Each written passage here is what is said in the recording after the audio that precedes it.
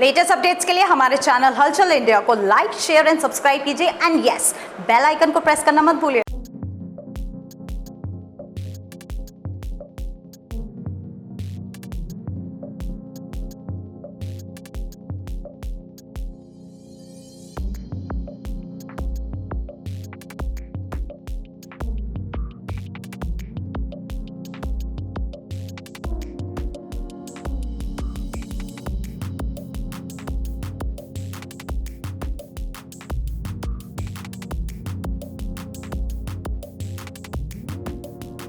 मेरठ हापुड़ लोकसभा सांसद अरुण गोविल पहली बार आज हापुड़ में पहुंचे हैं और कार्यकर्ता और मतदाताओं का यहां पर अभिनंदन, आभार किया है, धन्यवाद दिया है। हापुड़ पहुंचते ही सबसे पहले अरुण गोविल ने पौधारोपण किया। पौधारोपण करने के बाद अंदर पहुंचे और कार्यकर्ताओं का धन्यवाद किया, मतदाताओं का धन्यवाद किया। प्रफुल्ल सारस्वत जी हैं। सर, अरुण गोविल जी आज पहली बार यहां पर आए हैं हापुड़ में और मतदाता और कार्यकर्ताओं का जो धन्यवाद दिया है, सबसे ज्यादा कार्यकर्ताओं को कहा है उन्होंने, क्योंकि कार्यकर्ताओं ने ही जीत दिलाई, उनका ऐसा कहना है।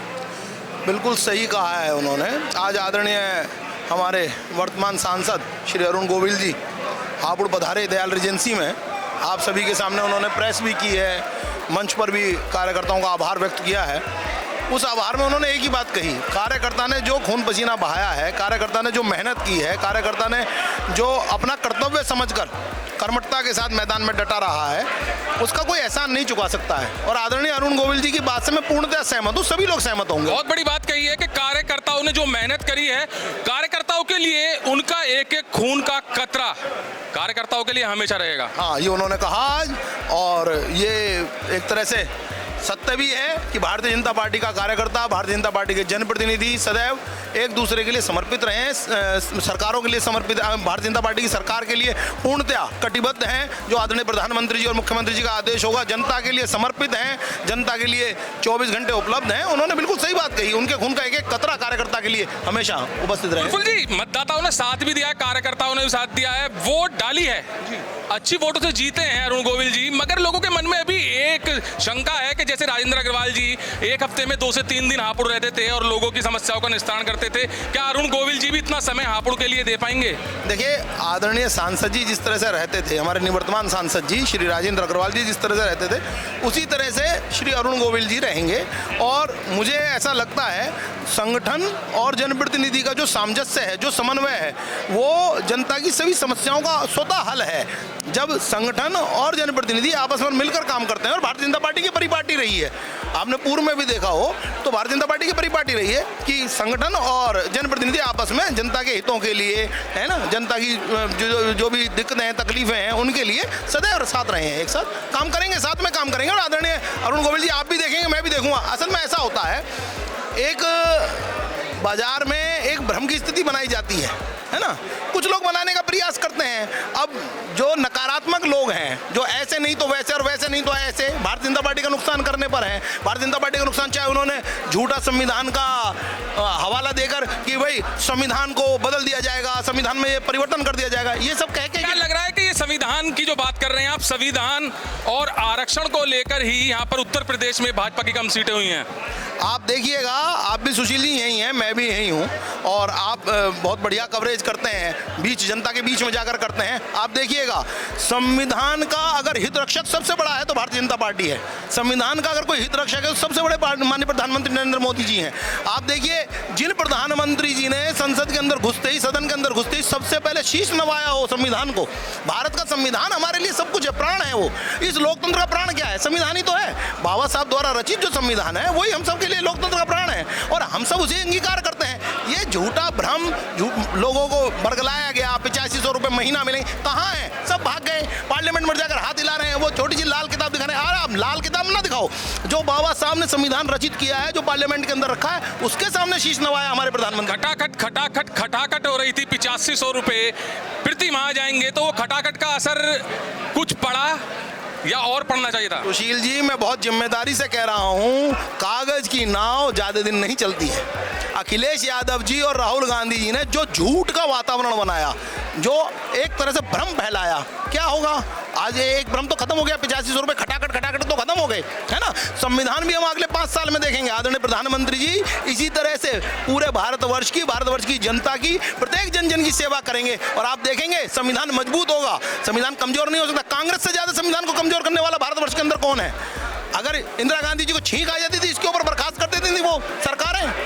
ये लोग संविधान की दुहाई देंगे, लेकिन क्या है, भोली भाली जनता को जिस प्रकार से इन्होंने भ्रम की स्थिति पैदा करके ठगा है, आप देखिएगा ये खुद ठगे जाएंगे अभी कुछ समय में। रामगोपाल कह रहे हैं कि भाजपा को अपनी जगह दिख गई है और अगर आज चुनाव कर दिए जाएं तो सरकार तुरंत बदल जाएगी। रामगोपाल यादव जी जो कह रहे हैं वो ऐसा है, उनका अपना पाप है, अंतर्मन का पाप है उनका। अब देखिएगा ना, इनके अंतर्मन के पाप इनको खाने शुरू करेंगे। जब ये खड़े होते हैं, कौन खड़े होते हैं? अखिलेश यादव। कौन खड़े होते हैं? अक्षय यादव। कौन खड़े होते हैं? धर्मेंद्र यादव। कौन खड़े होते हैं? सब मतलब डिम्पल यादव। अरे भाई, ये परिवार एंड कंपनी है, ये जनता की पार्टी नहीं है। जनता की पार्टी है। अरुण गोविल जी जीते मेरठ से, गाजियाबाद से अतुल गर्ग जीते, भोला सिंह जी, डॉक्टर भोला सिंह जीते हैं बुलंदशहर से, कंवर सिंह तंवर जीते हैं अमरोहा से। तो प्रफुल्ल सारस्वत भी कह रहे हैं कि जो आज यहाँ पर अरुण गोविल आए हैं, लगातार ऐसे ही जनता के बीच आते रहेंगे और बड़ा सवाल जनता का यही है कि राजेंद्र अग्रवाल जो कि पूर्व सांसद थे, वो हफ्ते में 3 दिन हाथ उड़ाते थे और जनता की समस्याएं सुनते थे। तो ये सवाल जनता का है।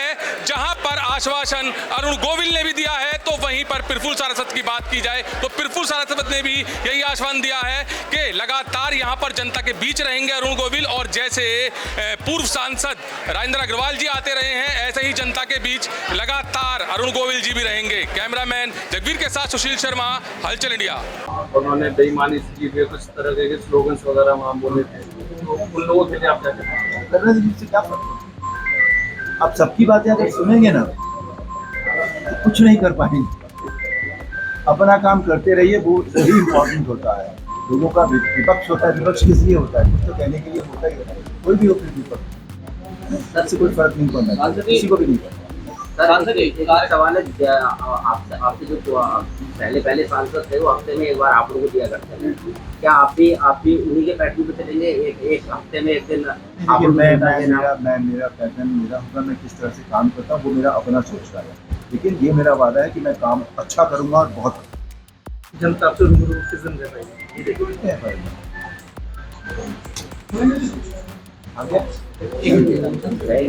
फिलिस्तान के भी नारे वहाँ लगाए गए, फिलिस्तान जिंदाबाद के, तो उस पर क्या कहेंगे? भाई मैंने कहा ना, सबका अपना अपना काम होता है, अपना अपना सोचना होता है। कोई देश के बारे में सोचता है, कोई फिलिस्तीन के बारे में सोच रहा होता है उस समय। हम तो देश के बारे में सोचते हैं। राहुल गांधी विपक्ष के बड़े नेता बनाए गए हैं, तो इस पे नहीं, कहना क्या है इस पे? विपक्ष है, उनका नेता है, वो उसमें कहना है, मुझे क्या कहना है? तो विपक्ष से पूछिए उन्होंने राहुल गांधी को अपना नेता क्यों बनाया है। उनका कहना था कि नीट में वो चर्चा करना चाहते थे, उनका माइक बंद कर दिया गया। नहीं, ऐसा नहीं था, मैं वहाँ था, ऐसा कुछ नहीं हुआ है। वो माइक 1 सेकंड के लिए जरूर बंद हुआ है, वो बंद करना जैसा बंद करना कोई नहीं था। मैं वहाँ था उस समय।